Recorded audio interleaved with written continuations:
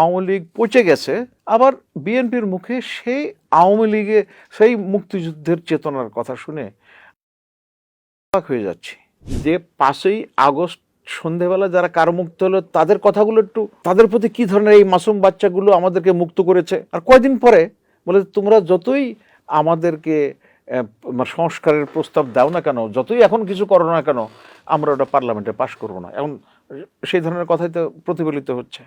এখন বিএনপির এখন যেটা দেখছি আমি, যে অতি কথনের লোক অনেক বেশি হয়ে গেছে এবং তারা খুব অপ্রয়োজনীয় কথা বলছে, যেগুলো অপ্রয়োজনীয় বিভিন্ন ঝামেলা তৈরি করছে। সুপ্রিয় দর্শক, অভিনন্দন জানাচ্ছি মিরর ক্যাফে থেকে।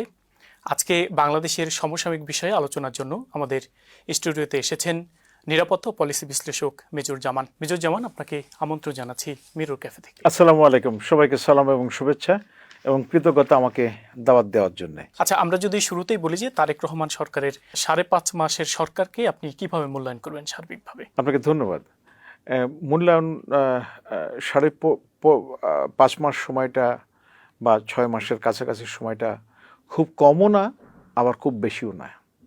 তবে সরকার যে চ্যালেঞ্জ শুরু করেছিল, চ্যালেঞ্জ নিয়ে যাত্রা শুরু করেছিল, তো তার ভিতরে সেই সময় অনেক কিছু এন্টিসিপেট করা যায় নাই। মানে তখন ইরান যুদ্ধ শুরু হয় নাই, ইরান যুদ্ধ শুরু হয়েছে 28শে ফেব্রুয়ারি।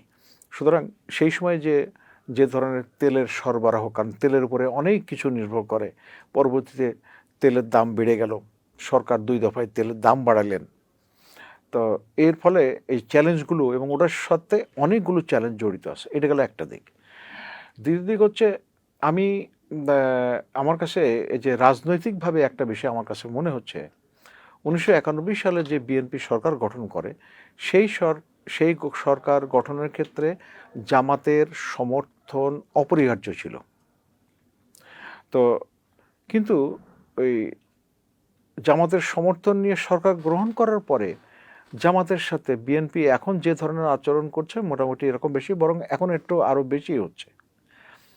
সেই সময় বিএনপির যেটা আমি 91 সালে তুলে আনছি বেজ লাইন হিসাবে, এখন বিএনপির এখন যেটা দেখছি আমি, যে অতি কথনের লোক অনেক বেশি হয়ে গেছে এবং তারা খুব অপ্রয়োজনীয় কথা বলছে, যেগুলো অপ্রয়োজনীয় বিভিন্ন ঝামেলা তৈরি করছে। বিএনপির কিন্তু একটা, যেন আওয়ামী লীগ আর বিএনপি দুটা বড় দল, তো আওয়ামী লীগ তো চলে গেছে এবং সেটা তার রাজনৈতিকভাবে কতটুকু ফেরত ঘুরে দাঁড়াতে পারবে সেটা বলা যাচ্ছে না।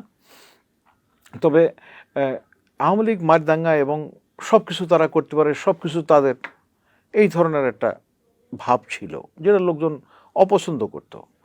কিন্তু বিএনপির ভিতরে কিন্তু এবার দায়িত্ব নেওয়ার পরে আবার ওই আওয়ামী আসর যেন পেয়ে বসেছে। এটা আমার কাছে এই মানে 5.5 মাসের অধিক যে সময়টা, এটা আমার কাছে সবচেয়ে মনে হয়েছে যে অপ্রয়োজনীয় কথা বলার লোকের সংখ্যা বেড়ে গেছে এবং অত্যন্ত কটু কথা বলছে।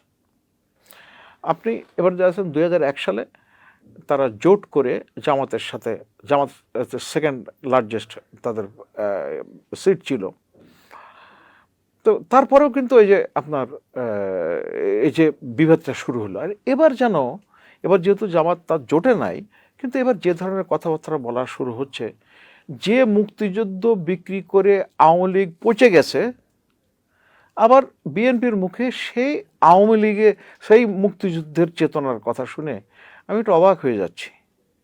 তারপর হচ্ছে আওয়ামী লীগ কর্তৃক নিষ্পেষিত হয়েছিল বিএনপি, জামাত সব। কেন যেন মনে হচ্ছে যে বিএনপি বোধহয় মোটামুটি আওয়ামী নিষ্পেষণের কথাটা ভুলে গেছে। কারণ হচ্ছে কি, আওয়ামী লীগ খুব দক্ষতার সাথে তারা বিএনপির মানে অনেক সিনিয়র নেতারকে বশীভূত করেছিল, বিভিন্ন প্রমাণ আছে, বিভিন্ন কথাবার্তা শোনা যায়। তো কিন্তু তাদের ওই যে মায়ের ডাক, যে মেয়েটা তার ভাইয়ের করলো, তারপরে আমাদের কত শত শত লোক মারা গেছে এবং অনেকে এই 15.5 বছর তারা বাড়িতে ফিরতে পারে নাই, এরকম ঘটনা ঘটছে। মির্জা ফখরুল ইসলাম আলমগীর একবার ওই একটা সম্মেলনে কেঁদে ফেলছিলেন যে আমার দলের কর্মী রিক্সা চালাচ্ছে, বলছে স্যার আমি তো বাড়ি যেতে পারি না, আমি রিক্সা চালাচ্ছি ঢাকাতে। তো এরকম একটা নির্যাতনের মধ্যে দিয়ে গেছে, কিন্তু এখন আমার মনে হয় পার্টির অনেকেই এই নির্যাতনের কথা ভুলে গেছে। এবং আপনি তারেক রহমান সাহেব নিজেও তো নির্বাসিত ছিলেন, তার আগে নির্যাতিত হয়েছেন শারীরিকভাবে। তো কিন্তু তারপরেও এই কেন যেন সেই বয়ানটা ওরকম হয়ে যাচ্ছে, এবং এখন মনে যেন দেশের তাদের প্রধান প্রতিপক্ষ হচ্ছে আওয়ামী লীগ, জামাত। আপনি দেখছেন আওয়ামী লীগের কোনো অপকর্ম নিয়ে কিন্তু এখন আর কোনো কথা নেই। এটা গেল একটা দিক। আরেকটা দিক হচ্ছে আমার কেন যেন মনে হয়েছে যে বিএনপি আমাদের যে অন্তর্বর্তীকালীন সরকার ছিল প্রফেসর ইউনূসের অধীনে, তাকে সাহায্য করে নাই। প্রফেসর ইউনূসের যে সামর্থ্য, সেইটাকে পূর্ণ ব্যবহার করার জন্য একটা সহযোগিতামূলক কার্যক্রম বিএনপির তরফ থেকে দরকার ছিল। নির্বাচন তো হতোই। আমার মনে আছে যে 5ই আগস্ট সরকার পড়ে গেল, আর 7ই আগস্টে বড় সম্মেলন করে 3 মাসের মধ্যে নির্বাচন দেওয়ার কথা বলা হয়েছিল। মনে রাখা যায় আমাদের মসজিদ বাইতুল মোকাররমের ইমাম পালায় গেছিল, বিচারক পালায় গেছিল, ব্যাংকের লোকজন পালায় গেছিল, এখনো পলাতক আছে। তো এই অবস্থায় একটা পরিবেশ, তারপরে যে আমার কাছে ব্যক্তিগতভাবে অনেক অনেক কথা বলতে পারে, দ্বিমত থাকতে পারে। তো প্রফেসর ইউনূস সাহেব চেষ্টা করেছিলেন যে এমন একটা পরিবেশ তৈরি হবে যেটা আস্তে আস্তে সেটার উত্তরণ ঘটে। যেমন আপনি এই যে পার্লামেন্টে গুম, বিএনপির কতজন গুম হয়েছে, ইলিয়াস আলীর কথা কত শোনা যায়, মানে চিন্তা করেন কত উদাহরণ। তারপরে চৌধুরী আলম, তো গুম হয়েছে, কিন্তু গুম আইনটা আর পাশ হইল না। বলা হলো যে এটা পরে আরও পর্যবেক্ষণ করবে। এখানে একটা মজার ব্যাপার হচ্ছে যে বর্তমান সরকারের যিনি আইনমন্ত্রী, তিনি কিন্তু ওই সময় অ্যাটর্নি জেনারেল ছিলেন। তার মানে সব কিছু তার হাত দিয়ে হয়ে আসছে। তাহলে তখন যদি ওটা ঠিক থাকে, তাহলে উনি এখন সরকার আসার পরে সেটা কেন ঠিক হচ্ছে না?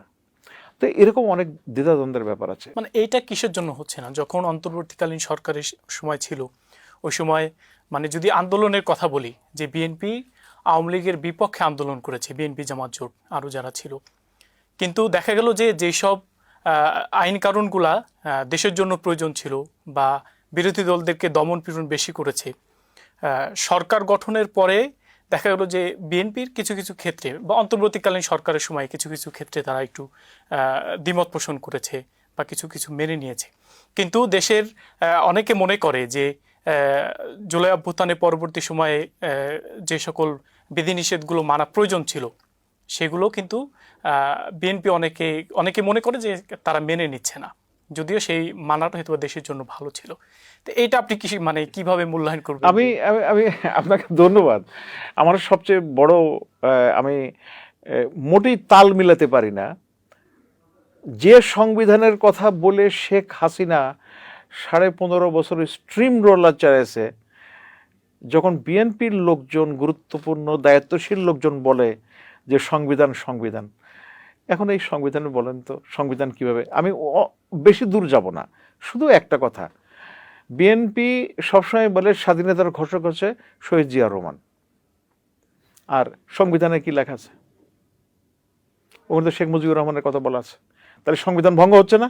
ওখানে তো মানে জাতির পিতা হিসাবে বঙ্গবন্ধুকে রাখা না, স্বাধীনতার ঘোষক ওনার উনি উল্লেখ আছে, শুধু জাতির পিতা না, স্বাধীনতার ঘোষণা উনিই করেছেন। আওয়ামী লীগ তো উনি মানে স্বাধীনতার ঘোষণা শেখ মুজিব করেন নাই, এটা তো আওয়ামী লীগ কোনোদিনও মানতে পারবে না। তাহলে শহীদ জিয়া রহমানকে আমি স্বাধীনতার ঘোষক কীভাবে বলছি? তাহলে সংবিধানটা, এই যে সংবিধানের এটাতে আমার মনে হয় বিএনপি তার নিজের একটু ক্ষতি করলো। জনমানুষে একটু বিএনপির প্রতি একটু প্রত্যাশা ছিল। আরেকটা যেটা হচ্ছে সবচেয়ে দুর্বল দিক আমার কাছে মনে হয়েছে, যেটা এই যে মানে লাগামহীন আপনার যে চাঁদাবাজি। এখন 15 বছরের ক্ষুধা যদি আপনি 15 মাসে বা 30 মাসে মেটাতে যান, তাহলে তো চাপটা বেশি পড়বে না? এবং সেটা হয়েছে তো, এবং এখনও হচ্ছে। আরেকটা হচ্ছে সর্বসম্মতি একটা আপনার নিয়োগ হয়েছে। নিয়োগটা হচ্ছে ওই যে কয়েকটা কর্পোরেশনে বোধহয় সবাই, গতকালে আমাকে একজন বলছিলেন যে দেখেন, যে বিভিন্ন কর্পোরেশনের যাদের হেড নিয়োগ করে তাদের দক্ষতা না থাকলে, অভিজ্ঞতা না থাকলে হয় না। রাজনৈতিক বিবেচনায় হতে পারে, কিন্তু তাদের একটা দক্ষতা থাকতে হবে। কিন্তু আপনি বিভিন্ন আপনার দলের বিভিন্ন পর্যায়ের নেতাদের যদি ওই জায়গায় বসাই দেন, তাহলে ওই কর্পোরেশনগুলো কি সুষ্ঠুভাবে কাজ করবে? এরকম হয়েছে, এরকম অনেকগুলো উদাহরণ দেওয়া যায়। তা এটা গেল। আর তারেক রহমান সাহেব উনি মাননীয় প্রধানমন্ত্রী। তো উনি প্রধানমন্ত্রী অফিসিয়ালি এইবার উনি প্রথম নির্বাচিত, কিন্তু এর আগে 2001 থেকে 2006 সালে যে সরকার চলেছে সেটাতে সরকার পরিচালনায় বিভিন্ন কার্যক্রমে ওনার মানে সামনে না থাকলেও পিছনে দারুণভাবে ভূমিকা ছিল। কাজেই ওনার রাষ্ট্রযন্ত্রের কার্যক্রম মানে কর্মপদ্ধতি সম্পর্কে ওনার সম্যক ধারণা। তো যেহেতু ওইটা ছিল, ধারণা করা হয়েছিল যে এটা উনি খুব দ্রুতই এই জিনিসগুলোর ব্যাপারে ব্যবস্থা নেবেন। তো একটু বোধহয় হতাশা আস্তে আস্তে তৈরি হচ্ছে এবং কোনো কোনো ক্ষেত্রে সুতরাং যৌক্তিক হতাশা আছে। আমরা যদি বলি যে সম্প্রতি কয়েক মাস আগে প্রধানমন্ত্রী তারেক রহমান চীন এবং মালয়েশিয়া সফর করেছেন, আপনার কাছে কি মনে হয় যে চীন এবং মালয়েশিয়া সফরে বাংলাদেশের অর্জনটা আসলে কি? না, চীন এবং মালয়েশিয়াতে এই সফরটা খুব ভালো হয়েছে বলে আমার মনে হয়। কিন্তু জানেন, চীন কিন্তু খুবই স্মার্ট নেশন। ওই বাস্তবায়ন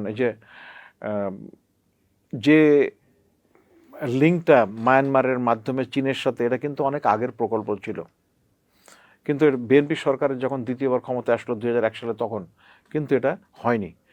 হয়েছে কি, বিএনপির ভিতরে বেশ কিছু লোক আছে যারা ওই যে আওয়ামী লীগের মতো ভারতের সাথে স্বামী স্ত্রীর সম্পর্কটাকে আগায় নিতে চায়, এবং এই সংখ্যা কম বলে আমার কাছে মনে হয়নি।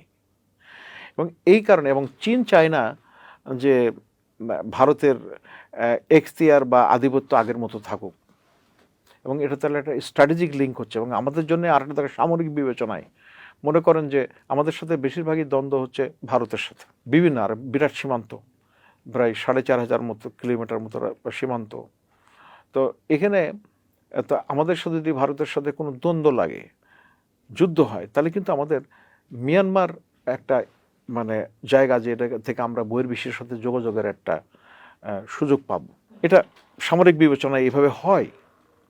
কিন্তু মায়ানমারকে যেভাবে আস্থায় নেওয়ার দরকার বা এগিয়ে নেওয়ার ক্ষেত্রে এই যে চীনের একটা ভূমিকা, চীন একমাত্র দেশ বর্তমানে মায়ানমারের উপরে তার সবচেয়ে বেশি তার মানে প্রভাব আছে। একটা হচ্ছে বর্তমান সামরিক সরকারের উপরে আছে, সামরিক আধা সামরিক বা মানে বেসামরিকের আবরণে সামরিক সরকার, এবং অন্যান্য যে সমস্ত আপনার বিদ্রোহী গোষ্ঠী আছে তাদের উপরেও, তাদের সাথে কিন্তু চীনের ভালো সম্পর্ক আছে। সুতরাং চীন হচ্ছে একটা খুব ডমিনেন্ট ফ্যাক্টর মানে মায়ানমারের আভ্যন্তরীণ বিষয়ে।